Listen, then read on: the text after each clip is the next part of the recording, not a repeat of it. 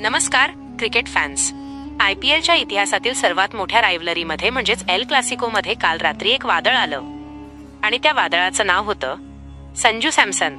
वानखेडे स्टेडियमवर मुंबईच्या गोलंदाजांची अक्षरशः पळताभुई थोडी झाली.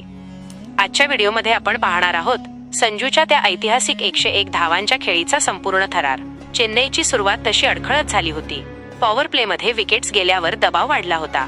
सुरुवातीला त्याने खेळपट्टी समजून घेण्यावर भर दिला, पण एकदा का त्याची बॅट तळपायला लागली की मग थांबवणं अशक्य होतं.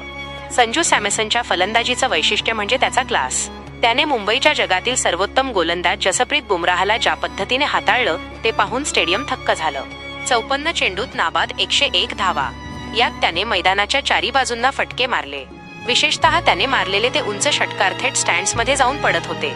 त्यानं आपल्या खेळीत 10 चौकार आणि 6 षटकारांची आतषबाजी केली. 15व्या षटकापासून संजूने गिअर बदलला. प्रत्येक ओव्हरमध्ये त्याने चौकार षटकारांची बरसात केली आणि अखेर तो क्षण आला. संजूने शानदार शतक पूर्ण केलं. हे त्याचं या मोसमातील दुसरं शतक होतं. वानखेडेच्या मैदानावर मुंबई विरुद्ध शतक ठोकणं हे कोणत्याही खेळाडूसाठी स्वप्न असतं आणि संजूने ते दिमाखात पूर्ण केलं. संजूच्या या शतकी खेळीमुळे चेन्नईनं मुंबईसमोर डोंगरा एवढं आव्हान उभं केलं आणि अखेर 103 धावांनी मोठा विजय मिळवला.